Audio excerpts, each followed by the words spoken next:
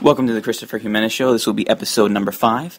And this morning I am joined by Mr. Steve Slusser, who holds several nursing degrees, as well as a master's in biblical studies from Dallas Theological Seminary. This is also a bonus because he happens to be my father-in-law. And at this moment, or this day, we are going to talk about this double portion passage that is brought up in 2 Kings and chapter 2. Steve, first of all, what we need to establish here is who this man Elijah really was. Do you have any thoughts on that? Well, we're not told a lot about Elijah. When we're introduced to Elijah, it's found in 1 Kings chapter 17 and verse 1. And this is as much as we are told about him.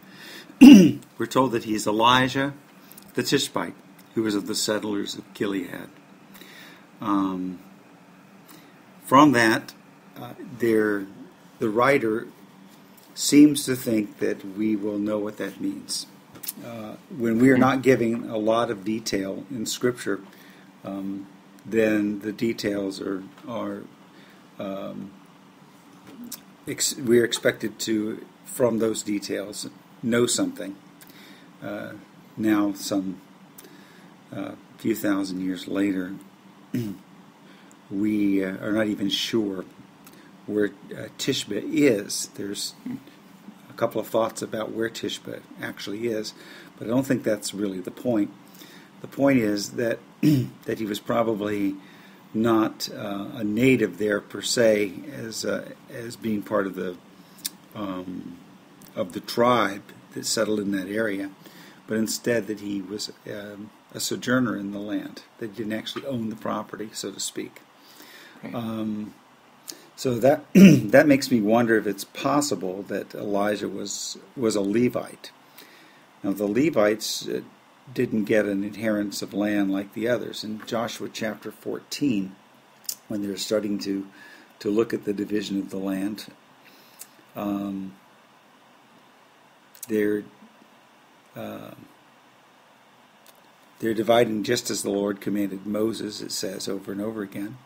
But chapter 14, verse 4, it says, "They did not give a portion to the Levites in the land, except cities to live in, with their pasture lands for their livestock and for their property."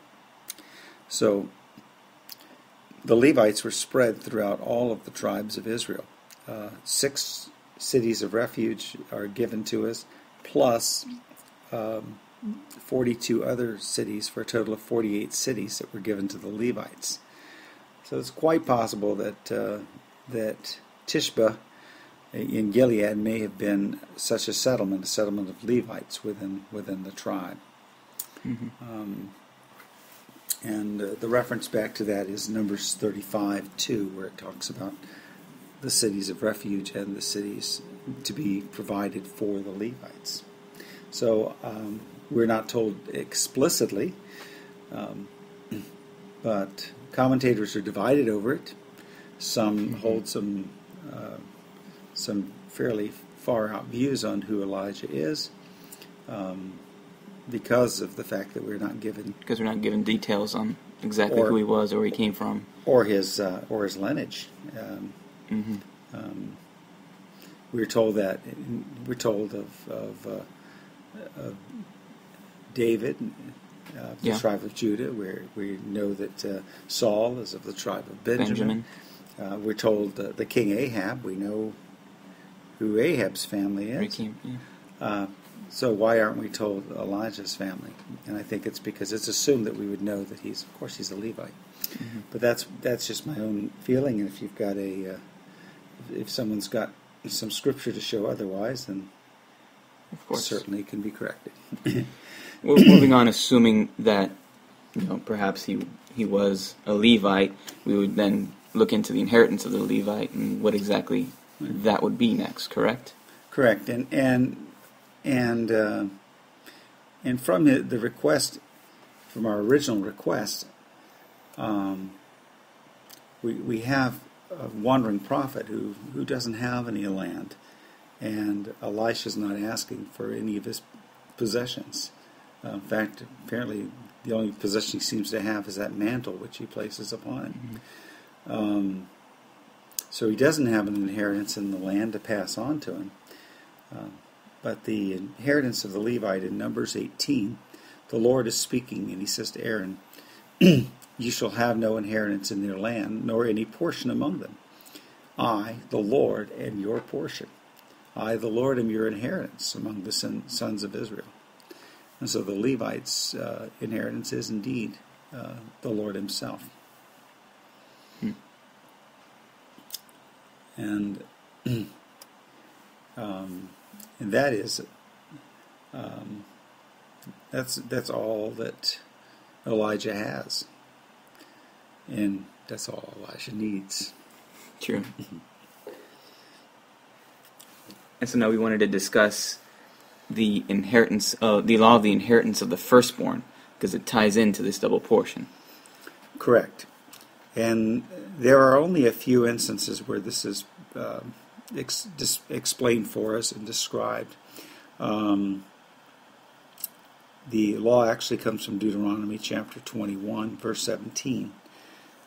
Acknowledging the firstborn, they give him a double portion of all that he has, for he's the beginning of his strength, and to him belongs the right of the firstborn.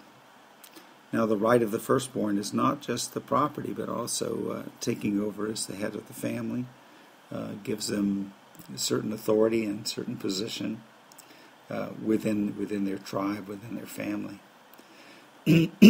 We have some other examples where double portion is used. It's also the very first time that I recall ever seeing it is when Joseph is in Egypt and his brothers come over. They don't know who he is, but he lines them up from oldest to youngest and provides them accordingly. But he gives the youngest brother a double portion of the food. This double portion is an assignment of not. In this case, he wasn't providing him an inheritance of the firstborn, but it was an honor. The same honor we find in the New Testament, that elders would be given a double portion of honor. It's descriptive back of having this double portion. But what double portion does he have? This is what he asked for. He says, "Give me a double portion of your spirit." So that's really the question. What is the double portion of his spirit?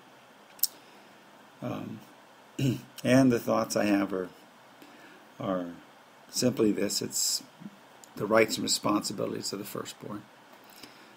He wants, with the ministry of Elijah passing, consider all the ministries that have come and gone through the centuries, and great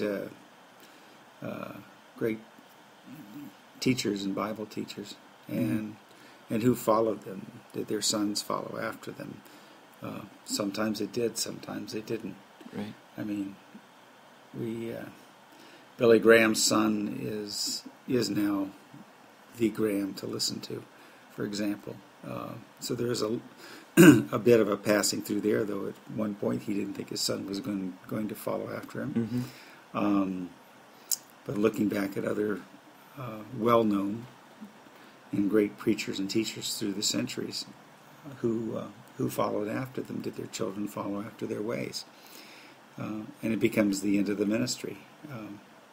It happens to organizations as well as to families and so forth. Right. Elisha doesn't want to see the prophetic ministry to Israel end. He has been the representative of God to Israel. He went up against Ahab and up against Jezebel, against the prophets of Baal. And when he's gone, who is going to stand between the heathen, so to speak, and the people? So Elisha's stepping up and saying, "I want to take this on. I want, the Spirit to continue moving in Israel, and that me be the tool. Mm-hmm. Give me the authority to continue your ministry. I want to take on the ministry. I want to continue it. I want to be to them what you are to them. And that's what I think he's asking for. And I don't think he's asking, when he says a double portion, he's asking for the right of representation.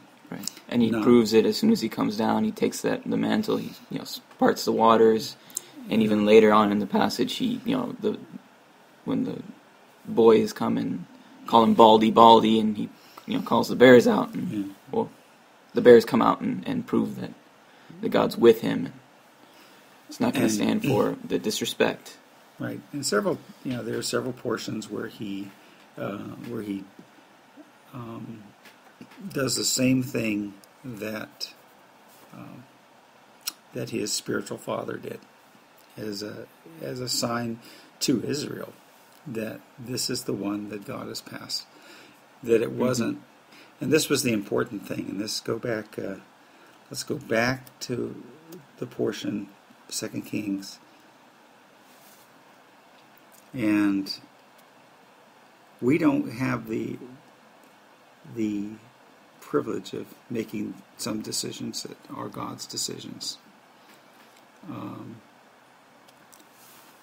He says, "What can I do before I'm taken from you?" And Elijah says, "Give me a double portion of your spirit." He says in verse 10, "That's a hard thing you've asked." Yeah.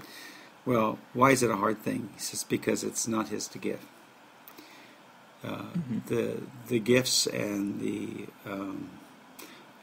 inheritance that comes from God, not from man. As I may will it upon my children. Yeah. I may will that my children, will believe what I believe and behave in the way that I would want them to behave. But they each have to believe for themselves. It's between them and God. They each have to God. have a relationship with God. So Elijah's saying, "I can't do this for you." He says, "But if the Lord is going to pass this on to you, here's the sign. The sign is this: if you see that I'm taken, you see me when I'm taken from you, right, it'll be for you." Mm-hmm. And so he does. In the next verses, and he cries out in verse 12, my father, the chariots of Israel and its horsemen." And then, boom, he sees Elijah no more. And at that moment, the prophet has told him, "If you see this, then the Lord will grant your request." So he knows that the Lord has passed the mantle on to him, and that he will be the representative of God to Israel, which is what the prophet is. It's the man who speaks for God. The priest speaks for man to God. The prophet speaks for God to man. So he will be the representative to Israel of God, and God will not, and Israel will not be left without a prophet. Because every time Israel's left without a prophet, things go south. Yeah. In a bad way. Mm-hmm. So that's what he's asked for, and right. and that's what he gets, is that he will continue the prophetic role. Israel will not be left without a prophet. Mm-hmm. It's because he loves the Lord and because he loves Israel. Yeah. And of course, this discussion could continue on indefinitely, with its application perhaps to the New Testament or beyond, but we'll go ahead and cut it off here. Perhaps talk about it some other time. Thank you for joining us on the program. Thank you for listening.